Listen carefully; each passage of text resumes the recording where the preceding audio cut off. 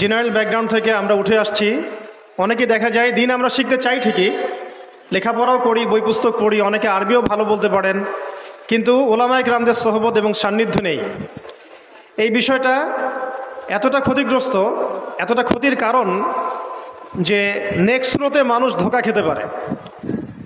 এই ইলমের তো দুটো শাখা আছে, একটা দুনিয়াবি জ্ঞান, একটা দ্বীনি জ্ঞান। তো দুনিয়াবি জ্ঞানের জন্য এই বিষয়টাকে আমি শর্ত বলে মনে করছি না, কিন্তু দ্বীনি ইলম অর্জনের জন্য অবশ্যই একজন বরেণ্য মুহাক্কিক ওলামায়ে কেরামের সোহবত অবশ্যই জরুরি। এবং দ্বীনি ইলমের বিষয়টা শুধু কিতাবের মধ্যেই সীমাবদ্ধ নয়। কিতাব আমাকে একটা ক্লাসিক্যাল আলেম হওয়ার পর্যায়ে পর্যন্ত নিয়ে যায় ঠিকই, কিন্তু আল্লাহকে চিনতে হলে, আল্লাহকে পেতে হলে, আল্লাহর মারেফত হাসিল করতে হলে একটা আধ্যাত্মিক জ্ঞানের প্রয়োজন আছে। এই জ্ঞানটা আপনি কিতাবের মধ্যে পাবেন না। এটাকে হাসিল করতে হলে অবশ্যই আল্লাহওয়ালা বুজুর্গ মানুষদের সোহবতে আসতে হবে। ঠিক যেমন নবী মুসা আলাইহিস সালামকে আল্লাহ রাব্বুল আলামিন বলেছিলেন, তোমার চেয়েও জ্ঞানী মানুষ পৃথিবীতে আছে। এবং সূরা কাহফে বিস্তারিত ঘটনা আছে, এতটা বলার সময় এখানে নাই, আপনারা পড়ে নিতে পারবেন।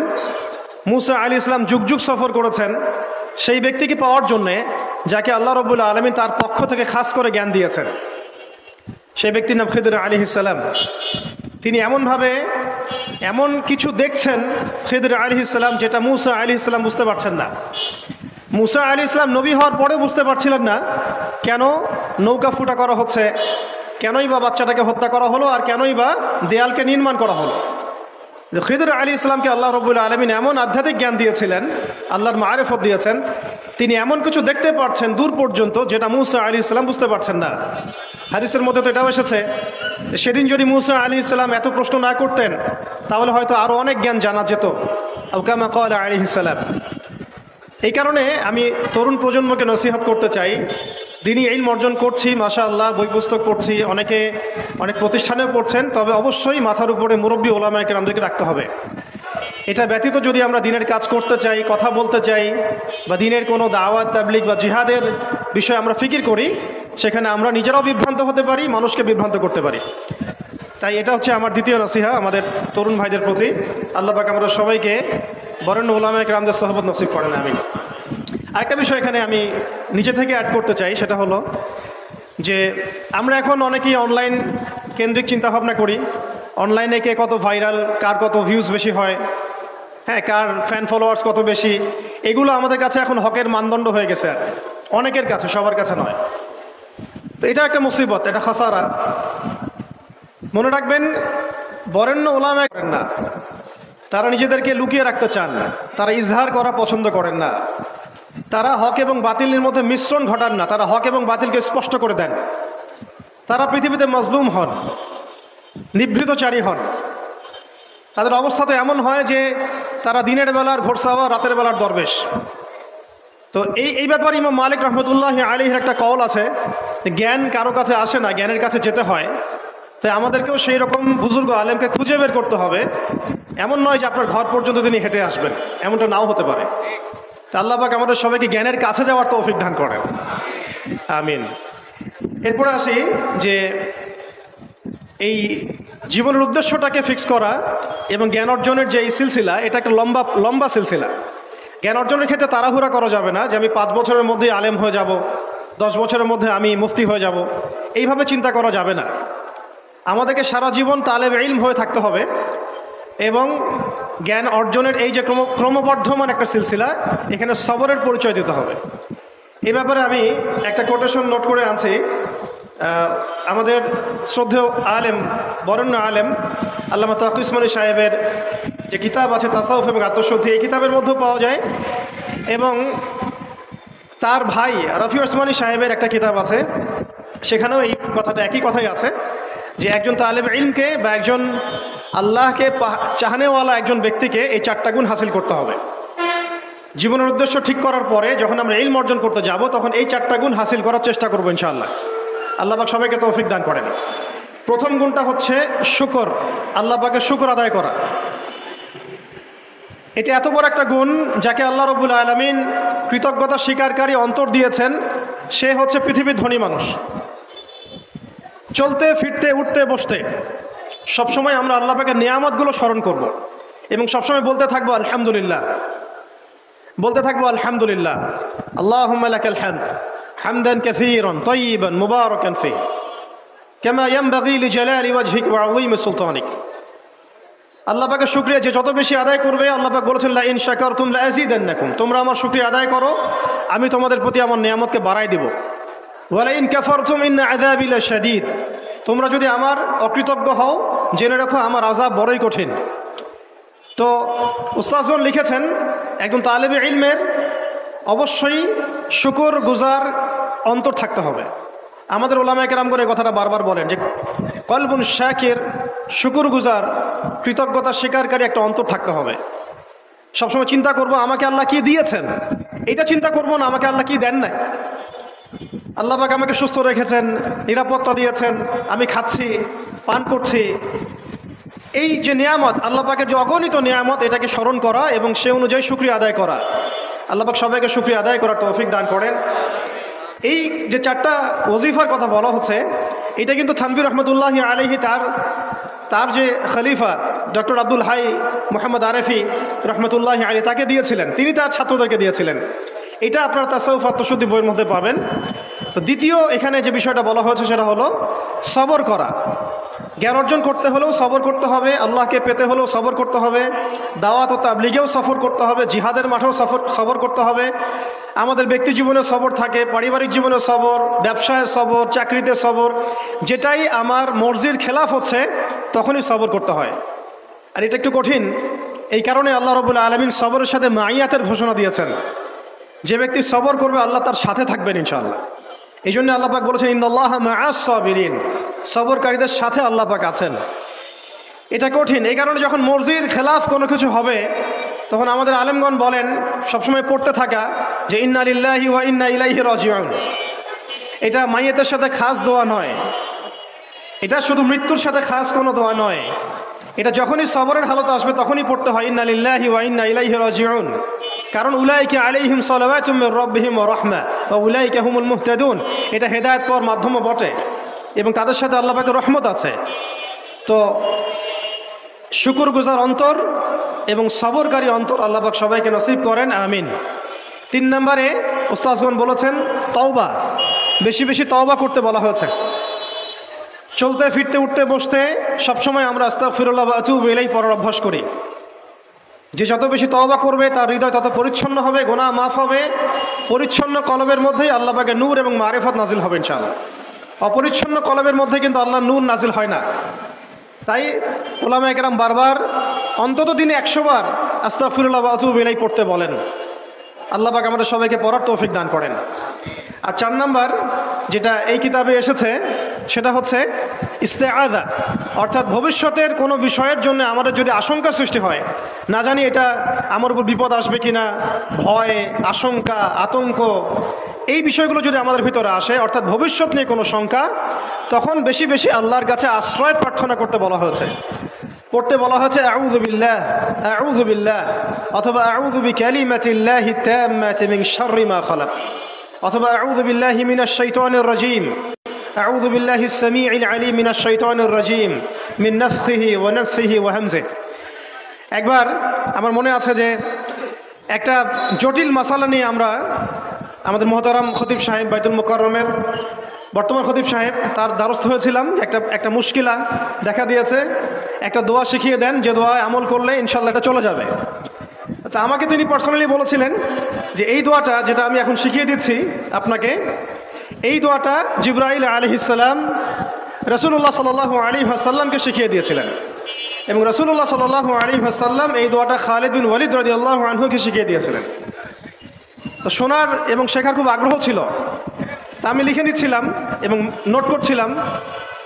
এই দোয়াটা যদি আপনারা পড়তে পারেন, ভবিষ্যতের যে কোনো শঙ্কা, আশঙ্কা, বিপদ আপদ, বালা মুসিবত, এই বিষয়গুলোর ব্যাপারে আল্লাহর পক্ষ থেকে একটা সাকিন এবং সুকুন হৃদয় নাজিল হবেন। একটু বড়, যেহেতু এখানে তালেবে ইলমগণ অনেক, তারা তো শুনলেই মুখস্থ করতে পারবেন, তাই আমি নোট করে আনছি। এবং জ্ঞান তো লুকিয়ে রেখেও লাভ নাই, প্রচার করলেই লাভ, আপনারা আমল করলে আমি নাকি পাবো ইনশাআল্লাহ। তো এই দোয়াটা হচ্ছে আউযু বিকালিমাতিল্লাহি তাম্মাতিল্লাতি লা ইউজাবিজুহুন্না বাররুন ওয়ালা ফাজির মিন শাররি মা খালাকা ওয়া যারআ ওয়া বারআ ওয়া মিন শাররি মা ইয়ানজিলু মিনাস সামাই ওয়া মা ইয়ারুজু ফিহা ওয়া মিন শাররি মা যারআ ফিল আরদি ওয়া মা ইয়াখরুজু মিনহা ওয়া মিন শাররি ফিতানিল লাইলি ওয়ান নাহার ওয়া মিন শাররি খাইরিন ইয়া রহমান। এই দোয়াটার উপর আমল করতে থাকেন, দেখেন ভবিষ্যতের আশঙ্কা দূর হয়ে যাবে ইনশাআল্লাহ। আল্লাহ পাক আমরা সবাইকে 4টা গুণ হাসিল করার তৌফিক দান করেন। এইগুলো নিয়ে লম্বা কথা বলা যায়, তো আমি সংক্ষিপ্ত করে বললাম যে আল্লাহ পাক আমাদেরকে জীবনের উদ্দেশ্যটাকে ফিক্স করার তৌফিক দান করেন, যে আমরা পৃথিবীতে এসেছি আল্লাহর ইবাদত করতে এবং তার দিন কায়েম করতে। এবং এই মিশনে আমাদের প্রথম দরকার হচ্ছে দ্বীনি ইলম অর্জন করা, এবং এটা একটা লম্বা সিলসিলা, এই ব্যাপারে তাড়াহুড়া না করা। এবং 3 নাম্বার, বুজুর্গ ওলামা ইকরামদের সোহবতে থেকে দিনের জ্ঞান হাসিল করা। এতে করে জ্ঞানের সাথে সাথে আধ্যাত্মিকত্ব হাসিল হবে ইনশাআল্লাহ। আর আধ্যাত্মিকত্ব হাসিল না হলে বাইরের চোখ দিয়ে যদি আমরা দেখি, তাহলে এই বিশ্বটাকে চিনতে, বুঝতে এবং সমাধান বের করতে আমরা বেগ পাবো। এবং কোনো কোনো ক্ষেত্রে আমরা সত্যকে মিথ্যা মনে করতে পারি, মিথ্যাকে সত্য মনে করতে পারি। আল্লাহ পাক আমাদের খিদির আলাইহিস সালামের দৃষ্টিভঙ্গি দান করেন, আমিন। আর 4 নাম্বার, প্রত্যেক তালেব ইলমের এবং যারা আল্লাহর পথের সেনানী হতে চান, হতে চাই, আমরা মুজাহিদ হতে চাই, মুবাল্লিগ হতে চাই, মুহাদ্দিস হতে চাই, বা দ্বীনের পথে আমরা শহীদ হতে চাই, এই তামান্না যাদের আছে তাদেরকে এই 4টা গুণ হাসিল করতেই হবে। আল্লাহ পাক তৌফিক দান করেন।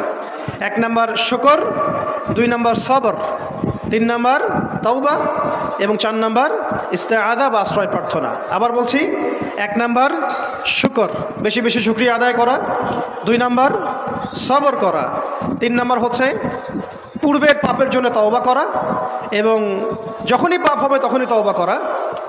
ওলামা ইকরামগণ বলেন যে সকাল সন্ধ্যায় সাইয়্যিদুল ইস্তিগফার কখনো না ছাড়া, সকাল সন্ধ্যা সাইয়্যিদুল ইস্তিগফার কোনো অবস্থায় যেন না ছাড়া। এটা নিশ্চয়ই আপনাদের মুখস্থ আছে। আল্লাহুম্মা আনতা রাব্বি লা ইলাহা ইল্লা আনতা খালাকতানি আনা আবদুক ওয়া আনা আলা আহদিকা ওয়া ওয়া'দিক মাসতাতা'তু আউযু বিকা মিন শাররি মা সানা'তু আবুউ লাকা বিনি'মাতিকা আলাইয়া ওয়া আবুউ বিযানবি ফাগফির লি ফাইন্নাহু লা ইয়াগফিরু যুনুবা ইল্লা আনতা। এই দোয়াটা কখনো না ছাড়া। এবং যখন পূর্বের কোনো পাপের কথা মনে হয় যে এতদিন আগে আমার একটা পাপ হয়ে গিয়েছিল, মনটা একটু খারাপ হতে পারে, চোখে পানি আসতে পারে, ইমিডিয়েটলি পড়তে বলা হচ্ছে আস্তাগফিরুল্লাহ ওয়া আতুবু ইলাইহি, আস্তাগফিরুল্লাহ ওয়া আতুবু ইলাইহি। আল্লাহ পাক সবাইকে খাস তওবা করার তৌফিক দান করেন। এবং 4 নাম্বার হচ্ছে আমাদের জন্য জরুরি, সেটা হলো ইস্তেআযা বা আল্লাহ পাকের কাছে আশ্রয় প্রার্থনা করা। আল্লাহ রাব্বুল আলামিন আমাদের সবাইকে তার কাছে আশ্রয় প্রার্থনা করার তৌফিক নসিব করেন, আমিন।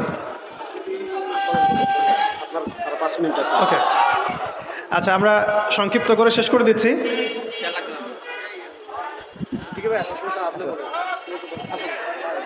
আমাদের একজন বড় ওলামা কেরাম চলে আসছেন, তো আমাকে আরো ছোট করতে হচ্ছে। আসসালামু আলাইকুম।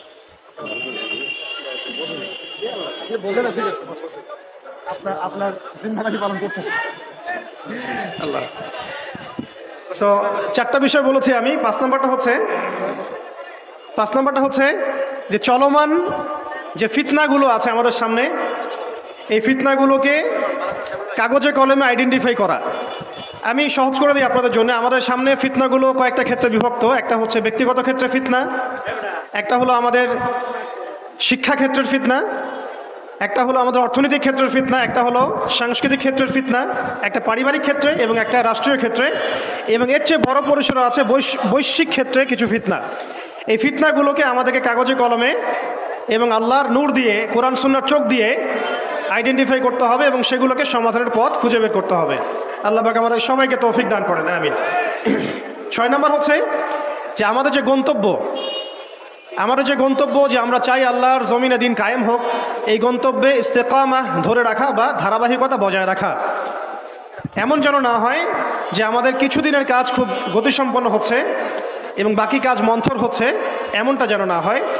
সিরাতের সুন্নতে নবী সাল্লাল্লাহু আলাইহি ওয়াসাল্লাম যেভাবে দীর্ঘ 23 বছর তার দাওয়াত এবং জিহাদের মিশন চালিয়েছেন, এইভাবে আমরা যেন আমাদের এই গন্তব্যটাকে হাসিল করতে পারি এবং সবর বজায় রাখি, ইস্তেকামা ধরে রাখি, আধ্যাত্মিকতা ধরে রাখি এবং যা জানি তার উপর আমল করার চেষ্টা করি, সুন্নাহ ভিত্তিক জীবনযাপন করার চেষ্টা করি। আল্লাহ পাক সবাইকে তৌফিক দান করেন, আমিন। 7 নাম্বার দরকার হচ্ছে আমাদের হালাল রিজিক। যদি রিজিকটা আমাদের হালাল না হয়, তাহলে এই যে এত বড় বড় কথা বলছি বা এত বড় স্বপ্ন দেখছি, এগুলো কিন্তু ভাই আসলে বাস্তবায়ন করা খুব কঠিন হবে। কোনো কোনো ক্ষেত্রে হয়তো সম্ভবও হবে না। ইন্নাল্লাহা তাইয়্যিব লা ইকবালু ইল্লা তাইয়্যিব। আল্লাহ পাক পবিত্র, তিনি পবিত্র ছাড়া কিছু কবুল করেন না। আর এখন রিজিকের মধ্যে যত ফিতনা, সুদের ফিতনা আছে, ঘুষের ফিতনা, দুর্নীতির ফিতনা, কাগজের টাকার হারামের কিছু ফিতনা চলে আসছে এর ভিতরেও, ক্রিপ্টোকারেন্সির ফিতনা আসতেছে সামনে। এছাড়া আছে আমাদের মার্কেটের সিন্ডিকেট, পণ্য মজুত করা, মাপে কম দেয়া, মানে হারাম খাওয়ার যতগুলো অপশন আছে, আমার মনে হয় এই জামানায় এই যুগে এটা সবচেয়ে বেশি উন্মুক্ত আমাদের সামনে। তো হারাম খাওয়া সহজ, হালালে চলা একটু কঠিন, তবে হালাল খাওয়াটা অসম্ভব নয়। আল্লাহ পাক সূরা তালাকের মধ্যে বলেছেন, ওয়া মান ইয়াত্তাকিল্লাহ ইয়াজআল লাহু মাখরাজা, যে ব্যক্তি আল্লাহকে ভয় করে আল্লাহ পাক তার জন্য রাস্তা বের করে দেন। ওয়া ইয়ারযুকহু মিন হাইসু লা ইয়াহতাসিব, এবং এমন উৎস থেকে আল্লাহ পাক তাকে রিজিক দেন যা সে কখনো কল্পনাও করে নাই। আল্লাহ পাক আমাদের সবাইকে হালাল খাবার তৌফিক দান করেন, আমিন। 8 নাম্বার এবং 9 নাম্বার একসাথে বলে শেষ করছি, সেটা হলো আমাদের প্রত্যেককে কমপক্ষে পার্ট টাইম দাওয়াতের কাজ করতে হবে। দাওয়াত এবং তাবলীগের কাজটা এটা এখন আমভাবে সকলের উপর বর্তিয়ে গিয়েছে। এটা ব্যাপারটা এমন নয় যে ওলামায়ে কেরামগণ দাওয়াতের কথা বলবেন, তাবলীগের কথা বলবেন, আমাদের উপর কোনো জিম্মেদারি নাই, ব্যাপারটা কিন্তু এমন নয়। আমাদের প্রত্যেককে সৎ কাজে আদেশ করতে হবে, অসৎ কাজে নিষেধ করতে হবে। এবং আপনারা তো সবাই জানেন, হুযায়ফা রাদিয়াল্লাহু আনহু থেকে যে হাদিসটা বর্ণিত হয়েছে সহিহ মুসলিম শরীফে এসেছে, যে যদি আমরা সৎ কাজে আদেশ না করি, অসৎ কাজে নিষেধ না করি, তাহলে আল্লাহর পক্ষ থেকে বিপদ আপদ, বালা মুসিবত, গজব আসবে। এই সময় ওই কম দোয়া করবে, কিন্তু এই দোয়া আল্লাহর দরবারে কবুল হবে না। তাই আল্লাহ রাব্বুল আলামিন আমাদের সবাইকে সৎ কাজে আদেশ করার তৌফিক দান করেন, অসৎ কাজে নিষেধ করার তৌফিক দান করেন, হালাল খাওয়ার তৌফিক দান করেন, এবং দাওয়াত ও তাবলীগের সবাইকে এই মেহনতে যুক্ত থাকার তৌফিক দান করেন। আর সর্বশেষ যে কথাটা বলতে চাই সেটা হলো, এই দিন কায়েমের যে স্বপ্ন, এই স্বপ্নে আমাদের সবার দাওয়াতের সাথে জিহাদের তামান্না থাকতে হবে, শাহাদাতের মৌতের তামান্না থাকতে হবে। আমি আবারও রিপিট করছি, এই মিশনে আমাদের সবাইকে দাওয়াত এবং শাহাদাতের তামান্না থাকতে হবে। হাদিসে স্পষ্ট এসেছে, যে ব্যক্তি জিহাদ করে না বা জিহাদের আকাঙ্ক্ষাও করে না, যে ব্যক্তি জিহাদ করে না এবং জিহাদের আকাঙ্ক্ষাও কখনো করে না, সে ব্যক্তি যেন মুনাফিকের মৃত্যুর একটা শাখার উপর মৃত্যুবরণ করলো। আল্লাহ পাক আমাদের সবাইকে নেফাকি থেকে হেফাজত করেন, আমিন। তো সম্মানিত উপস্থিতি এবং আমার সামনে উপবিষ্ট তরুণ প্রজন্মের দিনী ভাইরা, এই 10টা কাজ যদি আমরা করতে পারি, আমরা আশা করি এই 10টা কাজের সমন্বয় হলে আস্তে আস্তে হলেও আমরা ইনশাআল্লাহ তাআলা অচিরেই বাংলার জমিনে পরিপূর্ণ দিন কায়েম বলতে আমরা যা বুঝি, আল্লাহর জমিনে আল্লাহর দিন প্রতিষ্ঠা এবং শরিয়া বিধান প্রতিষ্ঠা, এটা কোনো অসম্ভব বিষয় নয় এবং এটা কোনো সময় সাপেক্ষ বিষয় হবে না ইনশাআল্লাহ। আল্লাহ পাক আমরা সবাইকে 10টা কাজ করার তৌফিক দান করেন। শেষ করার আগে আমি আরেকবার রিপিট করছি, আমাদের সবাইকে আল্লাহ পাক জীবনের লক্ষ্য এবং উদ্দেশ্যকে নির্ধারণ করার, ফিক্স করার তৌফিক দান করেন। দুনিয়ার মহব্বত আমাদের হৃদয় থেকে আল্লাহ পাক দূর করে দেন, আখিরাতের মহব্বত আমাদের মধ্যে দান করেন। দ্বিতীয় বিষয় হচ্ছে, আমাদের সবাইকে এই মিশনে কাজ করার জন্যে প্রথম যেটা দরকার, জ্ঞান অর্জন করা। সেই জ্ঞান অর্জন আল্লাহ পাক সবাইকে করার তৌফিক দান করেন, এবং সেই জ্ঞান অর্জন উলামায়ে কেরামদের সোহবতে করার তৌফিক দান করেন। মাথার উপরে বুজুর্গ আলেম রাখার তৌফিক দান করেন। পাশাপাশি যে 4টা খাস গুণাবলীর কথা আমি বলেছি, শুকর, সবর এবং তাওবা এবং ইস্তেআযা, এই 4টা হাসিল করার তৌফিক দান করেন। হালাল রিজিক খাওয়ার তৌফিক দেন, নিষেধ করার তৌফিক দান করেন। দাওয়াত ও তাবলীগের সাথে আল্লাহর রাস্তার জিহাদ এবং শাহাদাতের তামান্না আল্লাহ পাক আমাদের সবার কলবের মধ্যে বসায় দেন, আমিন। ওয়া আখিরু দাওয়ানা আনিল হামদুলিল্লাহি রাব্বিল আলামিন। সুবহানাকা আল্লাহুম্মা ওয়া বিহামদিক, আশহাদু আল্লা ইলাহা ইল্লা আনতা, আস্তাগফিরুকা ওয়া আতুবু ইলাইক। আসসালামু আলাইকুম ওয়া রাহমাতুল্লাহ। আলহামদুলিল্লাহ, অত্যন্ত গুরুত্বপূর্ণ নসিহত পেশ করেছেন সময়ের আলোচিত দায়। চেষ্টা করছি মোটা দাগে শুধু 10টা কথা বলার জন্য। আল্লাহ পাক আমাদের সবাইকে শুনে বুঝে আমল করার তৌফিক দান করে নেন। আমার সামনে যারা বসে আছেন সবাই তরুণ ভাই। তো প্রথম যে কথাটা আমি আরজ করতে চাই সকলের উদ্দেশ্যে, এটা সকলের ক্ষেত্রেই প্রযোজ্য। প্রথম আমাদেরকে আমাদের জীবনের উদ্দেশ্যটাকে ফিক্স করতে হবে। আমরা এই পৃথিবীতে কী উদ্দেশ্যে এসেছি, এই উদ্দেশ্যটাকে বোঝা এবং সেই অনুযায়ী আমল করা, এটা হলো আমাদের জীবনের প্রথম কাজ। তো উপস্থিত তারুণ্যের প্রতি আমার প্রথম আজকের নাসিহাত, যে আমরা যেন আমাদের জীবনের লক্ষ্য এবং উদ্দেশ্যটাকে উপলব্ধি করতে সক্ষম হই। আল্লাহ পাক সবাইকে তৌফিক দান করেন, আমিন। এ বিষয়ে 2টো কথা আলোচ করতে চাই। একটা তো আল্লাহ পাক সূরাতুজ যারিয়াতের মধ্যে বলেছেন, বা'দা আউযু বিল্লাহি মিনাশ শাইতানির রাজীম, ওয়া মা খালাকতুল জিন্না ওয়াল ইনসা ইল্লা লিয়াবুদুন। আমি জিন জাতি এবং মানব জাতিকে শুধুমাত্র আমার ইবাদত করার জন্যই সৃষ্টি করেছি। তো এখান থেকে আমরা বুঝতে পারছি যে এই পৃথিবীতে আল্লাহ পাক আমাদেরকে পাঠিয়েছেন শুধুমাত্র তার ইবাদত করার জন্যই। আর এটা আল্লাহ পাকের অনেক বড় দয়া যে আল্লাহ রাব্বুল আলামিন আমাদের ব্যক্তিগত ব্যবসা বাণিজ্য, পরিবার, স্ত্রী, সন্তান, মুআমালাত, মুআশারাত, এগুলোকে ইবাদতের মধ্যে অন্তর্ভুক্ত করেছেন যদি আমরা কয়েকটা শর্ত পূরণ করতে পারি। কাজগুলো যদি আল্লাহ পাকের সন্তুষ্টির জন্য হয় এবং রাসূল সাল্লাল্লাহু আলাইহি ওয়াসাল্লামের তরিকা মোতাবেক হয়, এবং রিজিক যদি হালাল হয় ইনশাআল্লাহ তাআলা স্ত্রীর মুখে অন্ন তুলে দেওয়াও নেকির কাজ বলে গণ্য হবে ইনশাআল্লাহ। তো এই পৃথিবীতে এসেছি আমরা দুটো উদ্দেশ্য নিয়ে। একটা হলো আল্লাহ রাব্বুল আলামিনের ইবাদত করা, যেমনটা আমরা বললাম ওয়ামা খালাকতুল জিন্না ওয়াল ইনসা ইল্লা লিয়াবুদুন। আরেকটা উদ্দেশ্য আছে আমাদের পৃথিবীতে আসার, সেটা হচ্ছে আল্লাহ রাব্বুল আলামিনের জমিনে আল্লাহ পাকের দিনটাকে কায়েম করা বা বাস্তবায়ন করার চেষ্টা করা। এই ব্যাপারে আল্লাহ পাক আমাদেরকে স্পষ্ট আদেশ দিয়েছেন। সূরা আল ইমরানেও বলেছেন কুনতুম খায়রা উম্মাহ উখরিজাত লিন-নাস তা'মুরুনা বিল মা'রুফ ওয়া তানহাউনা 'আনিল মুনকার ওয়া তু'মিনুনা বিল্লাহ। ঠিক একইভাবে আল্লাহ রাব্বুল আলামিন সূরা মুহাম্মাদের মধ্যেও বলেছেন ইন তানসুরুল্লাহ ইয়ানসুরকুম ওয়া ইউসাব্বিত আকদামাকুম। তোমরা যদি আল্লাহর দিনকে সাহায্য করো, আল্লাহকে সাহায্য করো, তাহলে আল্লাহ পাকও তোমাদেরকে সাহায্য করবেন। ওয়া ইউসাব্বিত আকদামাকুম, তোমাদের পা আল্লাহ পাক শক্ত করে রাখবেন। আর ওয়া ইন তাতাওয়াল্লাউ ইয়াস্তাবদিল কওমান গায়রাকুম, আর তোমরা যদি মুখ ফিরিয়ে নাও, পৃষ্ঠ প্রদর্শন করো, তাহলে জেনে রেখো আল্লাহ পাক অন্য কওমকে তোমাদের স্থলাভিষিক্ত করবেন এবং তারা তোমাদের মতো হবে না। এই আয়াতগুলো থেকে আমরা বুঝতে পারছি যে আল্লাহ রাব্বুল আলামিনের জমিনে তার দিন কায়েম করা, তার দিনের সহযোগী হওয়া, দিন একামতে দিনের কাজ করা, দিন প্রতিষ্ঠার জন্য কাজ করা, এইটা আমাদের পৃথিবীতে আসার অন্যতম একটা উদ্দেশ্য। তাই আমি তরুণ ভাইদেরকে হৃদয়ের অন্তঃস্থল থেকে অনুরোধ করব, জীবনের উদ্দেশ্য সম্পর্কে আমরা সচেতন হই। আমরা পৃথিবীতে শুধু খেলতামাশা করতে আসি নাই, সময় নষ্ট করতে আসি নাই, শুধু চাকরির পিছনে ছুটতে আসি নাই, ব্যবসার পিছনে ছুটতে আসি নাই।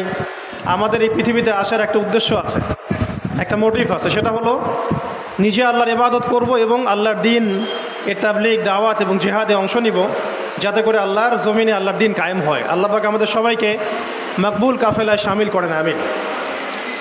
দ্বিতীয় যে বিষয়টি আমি বলতে চাই সেটা হলো এই যে মহান একটা মিশন নিয়ে আমরা পৃথিবীতে এসেছি, এটাকে বাস্তবায়ন করতে হলে আমাদেরকে ইলম করে যদি আমরা কোনো কাজ করতে যাই, সেখানে উপকারের জায়গায় ক্ষতি বেশি হতে পারে। এবং দ্বীনের ইলম একা একা হাসিল করা যায় না, অবশ্যই বরেণ্য এবং মুহাক্কিক উলামায়ে কেরামের সোহবত জরুরি। এই বিষয়টা আমরা অনেকে বুঝতে পারি, অনেকে পারি না। খাস করে যারা